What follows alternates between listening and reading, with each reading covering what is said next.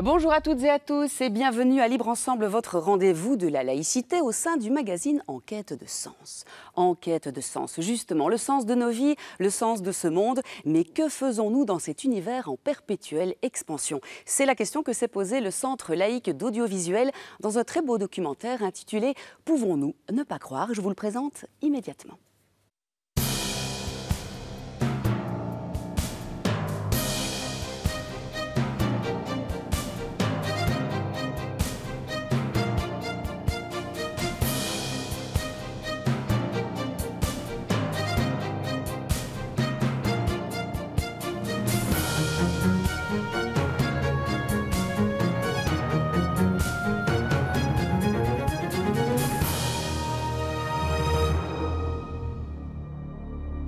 Tout au long de sa destinée, l'homme s'est construit de grands récits pour expliquer le sens de sa vie et le sens du monde.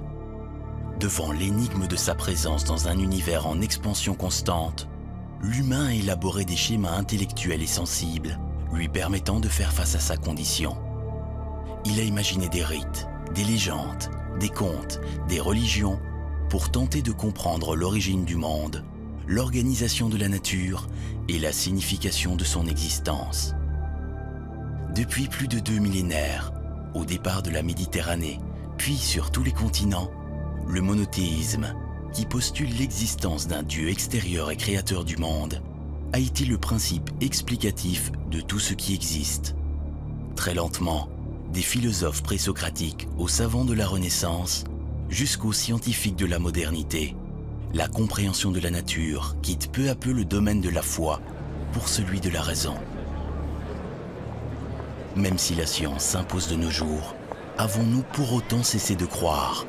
Autrement dit, pouvons-nous construire notre rapport au monde, aux autres humains et à nous-mêmes sur base des seuls fondements de la rationalité scientifique, en fonction de connaissances et non de croyances?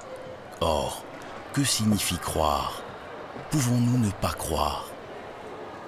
Bien sûr qu'on peut ne pas croire, mais tout dépend de ce qu'on entend par croire. Parce qu'on croit en beaucoup de choses, parfois en le sachant, parfois sans le savoir. Parfois, on croit savoir, alors qu'on ne sait pas. Autrement dit, il y a beaucoup de façons de croire et de ne pas croire. Ça, tout dépend en quoi, ou qu'est-ce qu'on croit. J'ai essayé de distinguer d'abord les croyances scientifiques, parce qu'elles existent aussi. C'est-à-dire quand on fait une hypothèse, on y croit, mais on n'en est pas sûr.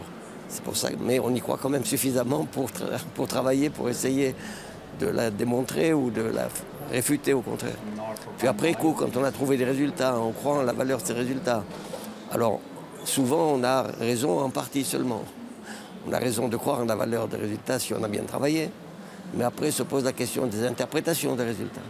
Et là, alors, il y a beaucoup de controverses qui impliquent en effet des croyances différentes, mais qui sont de nature différente, bien sûr, des croyances religieuses proprement dites.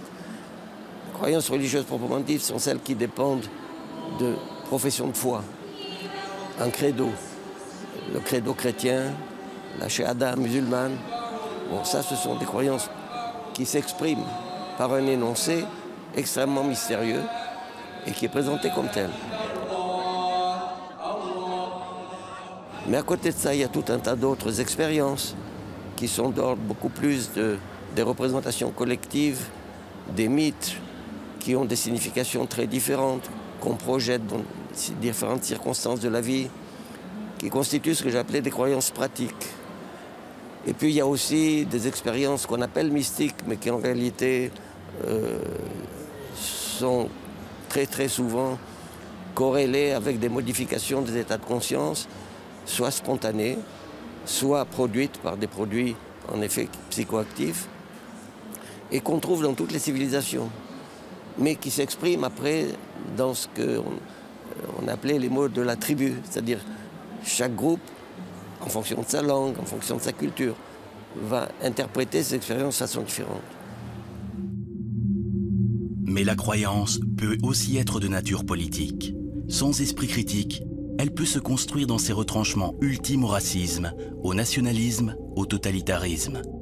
L'histoire regorge de barbarie fondée sur la logique d'une idée fixe, tenue pour absolument certaine, quant à la meilleure organisation de la cité.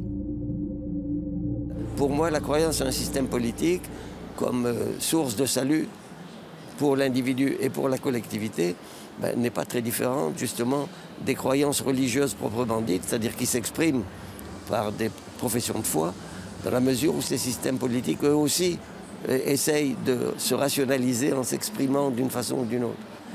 Et c'est le même danger, c'est le danger du fanatisme. La croyance est multiple, en regard de l'histoire personnelle et de la subjectivité de chacun. Elle nous est essentielle dans la vie de tous les jours. Si nous devions passer au crible des critères de l'expérience scientifique, chacune de nos pensées, chacune de nos actions, nous ne pourrions pas vivre au quotidien. Nous serions paralysés.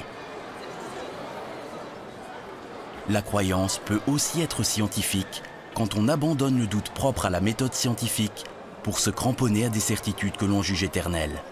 Là, il y a une remarque de Wittgenstein qui est tout à fait passionnante, qui explique que contrairement à l'idée d'une table rase pour commencer à faire des sciences et à être rationnel, ce qu'il faut justifier, ça n'est pas ce qu'on croit, c'est ce qu'on met en doute.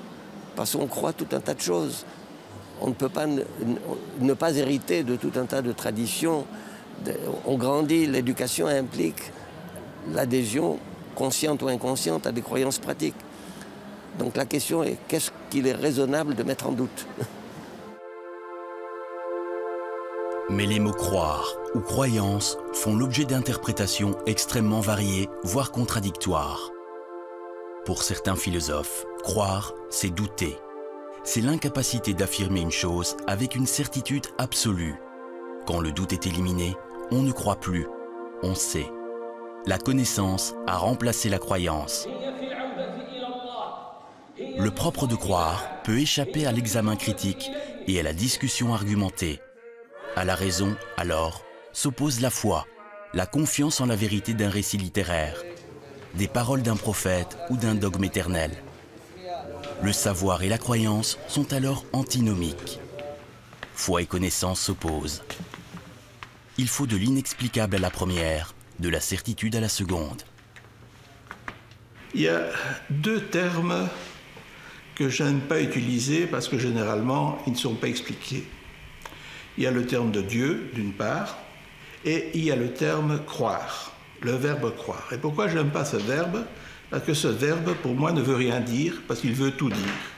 Quand on dit croire, on peut vouloir dire « j'estime que », ou bien « je pense que », ou bien je suis certain que, ou bien il est possible que, ou bien je me remets toute ma liberté d'expression à, etc. Donc, quand on dit croire, je voudrais savoir de quelle croyance parle-t-on. Et pour éviter ce problème, généralement, je n'utilise pas le verbe croire, parce que pour moi, il ne veut rien dire. En Occident, jusqu'à la fin du Moyen-Âge, Dieu est partout. Le divin est omniprésent, éternel et tout-puissant.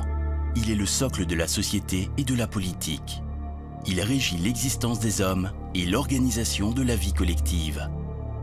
Par un très long processus qui mobilise des causes économiques, politiques et intellectuelles, la référence principale passe progressivement de Dieu à l'homme.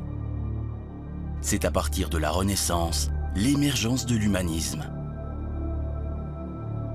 Un de ces moments clés est la révolution scientifique introduite au XVIe et XVIIe siècle par des savants comme Bacon, Galilée, Copernic et Kepler. Ainsi, l'héliocentrisme, selon lequel c'est la Terre qui tourne autour du Soleil et non l'inverse, comme l'a cru l'Église pendant des siècles, ruine le cadre de référence dominant. La Terre et l'homme ne sont plus le centre d'un univers fini et bien ordonné, voulu par Dieu. Désormais, l'homme qui a compris par sa raison que l'univers est infini et décentré doit changer totalement de perspective. Il doit construire tout l'édifice du savoir à l'aide de sa seule raison et de la science expérimentale. Il faudra des siècles d'affrontements, de procès en hérésie, de condamnation au bûcher, d'excommunication et de mise à l'index pour qu'enfin la science triomphe. La raison, très lentement, supplante la foi. La philosophie n'est plus la servante de la religion.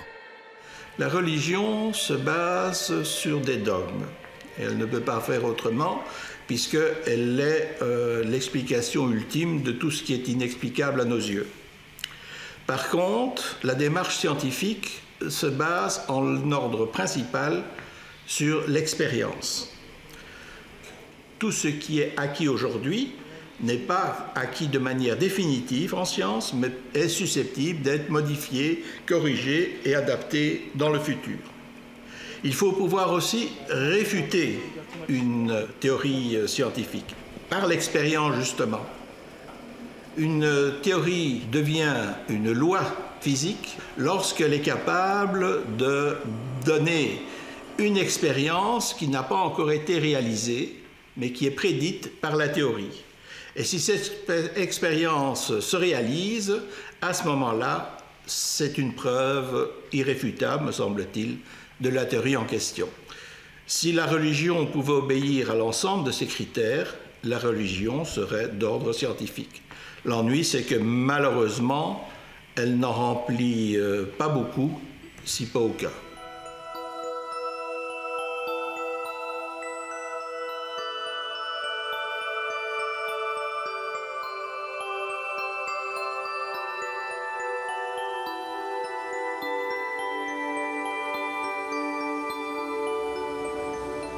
L'expérience, le raisonnement, l'hypothèse vérifiée empiriquement prennent le pas sur la confiance, sur la fidélité en la parole de Dieu. Le siècle des Lumières en sera le témoin éclatant. La lumière venant aux humains non par la croyance, mais par la connaissance. À partir de la révolution scientifique moderne, ce ne sont plus les textes sacrés qui disent la vérité sur le monde. Ce sont les mathématiques, la physique, l'astronomie, la biologie, qui composent les outils privilégiés pour accéder à la compréhension du réel. Le livre du monde est écrit en langage mathématique.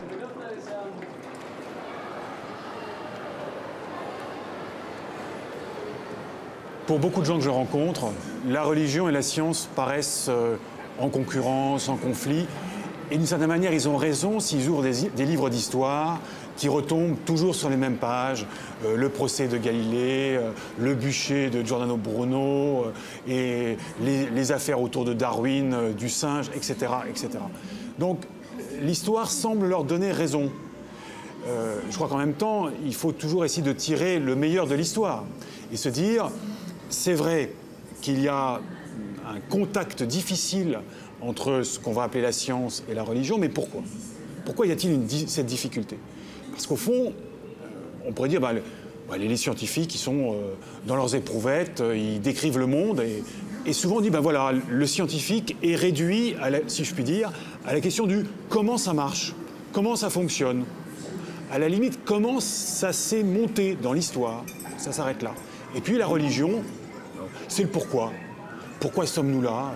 Pourquoi aimer? Pourquoi vivre? Pourquoi mourir? Etc., etc. J'allais dire, la religion est peut-être aussi la philosophie. Et c'est vrai que la manière dont on a répondu, durant ces derniers siècles, au conflit, aux concurrences entre religion et science, c'était de dire, séparons les domaines et disons à la science, vous traitez du comment, et disons aux religieux et aux philosophes, vous traitez du pourquoi. Chacun chez soi, et on clôt le débat. Le problème, c'est que ça ne suffit pas. Chaque être humain, a priori, n'est pas schizophrène. La schizophrénie est une maladie, mais je veux dire par là que si on sépare trop le comment d'une part et le pourquoi de l'autre, on fait de nous des schizophrènes. Je veux dire, pas au sens thérapeutique du terme, mais au sens où on va chercher des réponses qui, là, ne concorderont pas nécessairement. L'enjeu, c'est de reconnaître, de par l'histoire, que ces questions sont délicates à aborder, qu'elles ont pu effectivement créer des conflits de concurrence, des conflits extrêmement violents, qu'en même temps, il a fallu les séparer en disant bon, que chacun se rende compte un peu de sa zone de responsabilité, mais qu'aujourd'hui, l'enjeu, c'est de dire que ces zones-là ne sont pas strictement séparées. Ces zones-là se recoupent l'une avec l'autre, et c'est là qu'il faut travailler. C'est là qu'il faut que les scientifiques, les philosophes, les moralistes, les religieux, les théologiens, les artistes se rencontrent en se disant, au fond, ce qui nous intéresse, c'est l'humain. C'est l'humain dans son origine, dans sa destinée. Et cela on va trouver des réponses à nos questions en termes de pourquoi, en termes de comment, mais il faut que ces réponses soient uniques. Moi, je n'ai pas la réponse, évidemment. Sinon, je serais prix Nobel, s'il existait un prix Nobel là-dessus. Mais je suis persuadé qu'il faut absolument, j'allais dire, se mobiliser ensemble pour tâcher de répondre aux questions que tout humain se pose. Il faut séparer radicalement la démarche scientifique de l'approche théologique. Pour gagner en autonomie et en lucidité, l'humain devrait se méfier de ses convictions les plus intimes et les confronter systématiquement à l'expérience. Ne pas croire ou tenter d'éviter au maximum la croyance devient alors un impératif intellectuel pour qui souhaite décrypter plus rigoureusement la complexité du réel.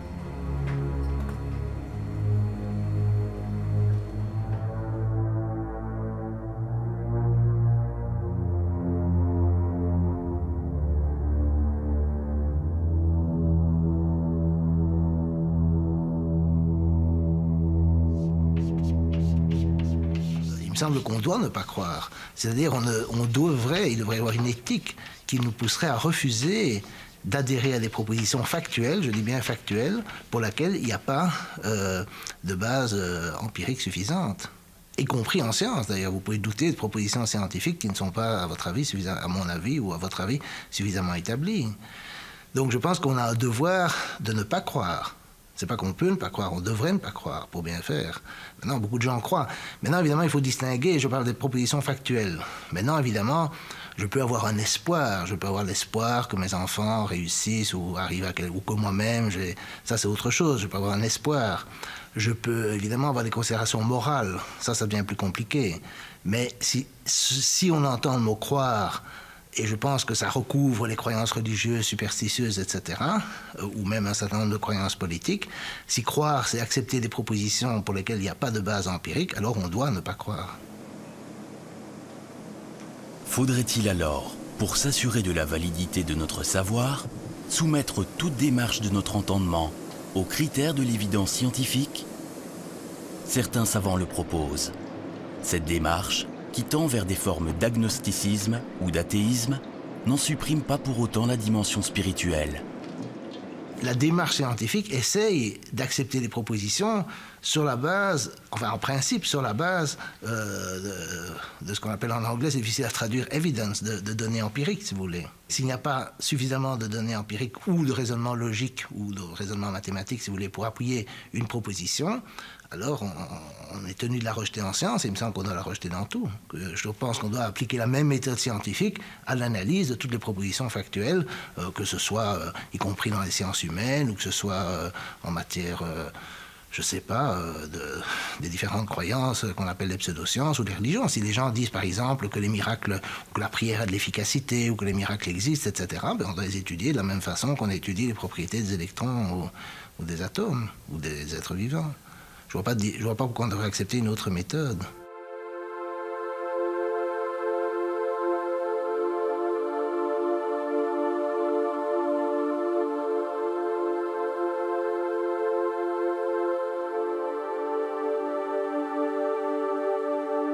Oui, j'ai tendance à croire qu'effectivement, sur le long terme, les progrès, le fait que la science est indispensable et la science, par son efficacité, est un contre-exemple aux croyances religieuses, parce que vous faites des prières, ça marche une fois, ça marche pas une autre fois, c'est totalement aléatoire, parce qu'effectivement, ça n'a pas d'effet. Et donc, par contre, si vous faites marcher votre téléphone, vous voyez que ça marche assez régulièrement, ou votre ordinateur, ou peu importe. Et comment vous expliquez ça?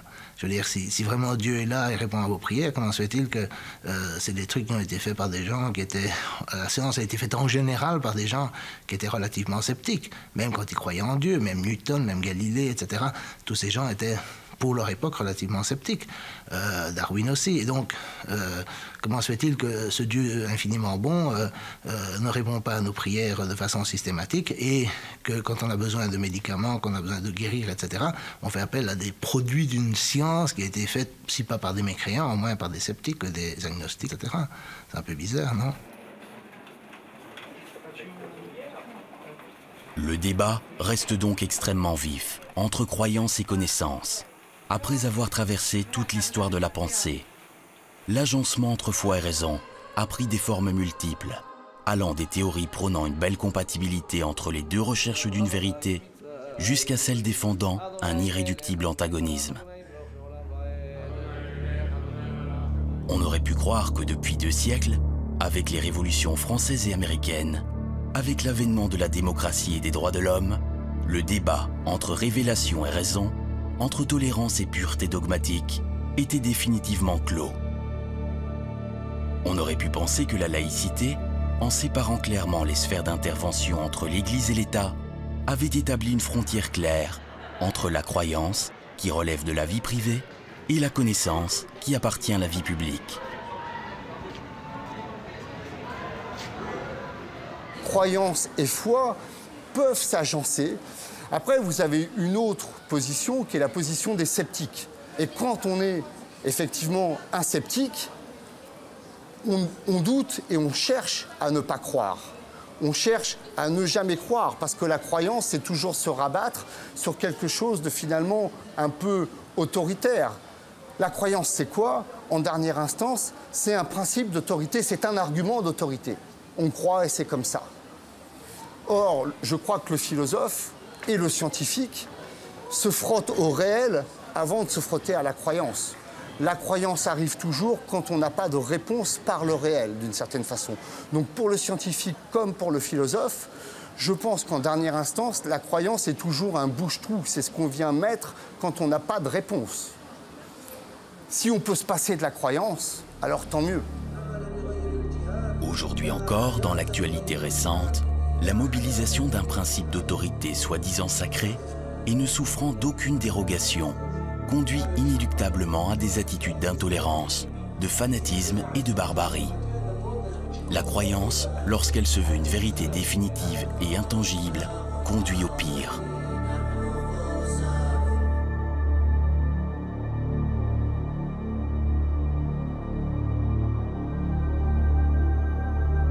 J'ai tendance à penser que le monde est suffisamment merveilleux pour qu'on n'ait pas besoin d'y croire et pour qu'on n'ait pas besoin de mystère, mais qu'on ait besoin de le vivre et d'en profiter pleinement.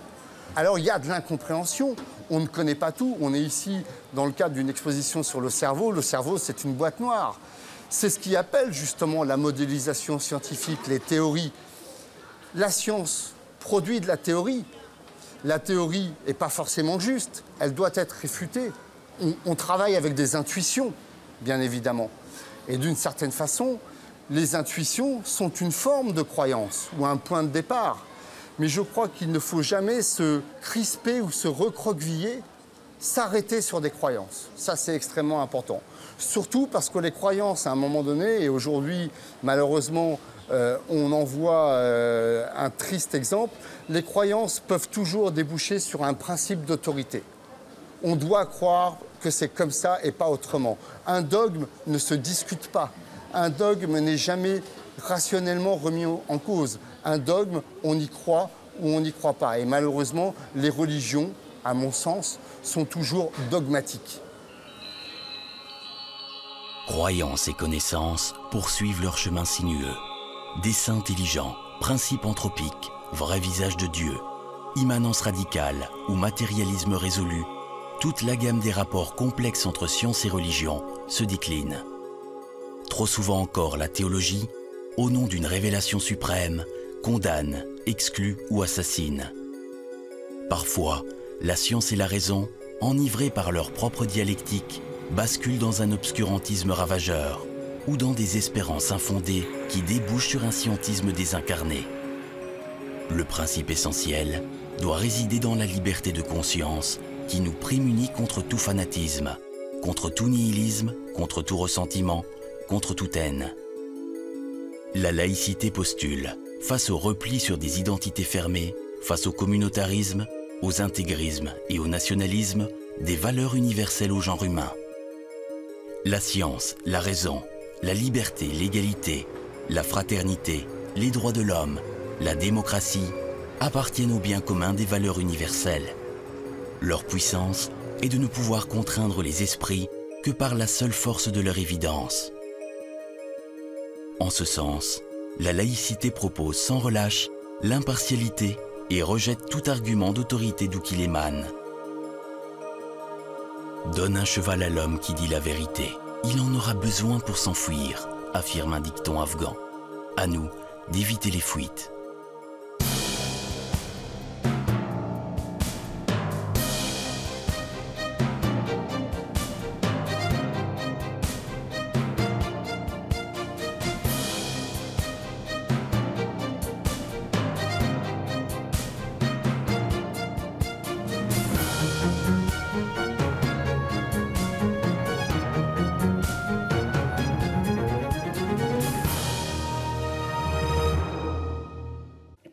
Voilà, c'était un documentaire du Centre laïque de l'audiovisuel. Je vous retrouve la semaine prochaine pour un autre rendez-vous de la laïcité dans le magazine En quête de sens. À très bientôt.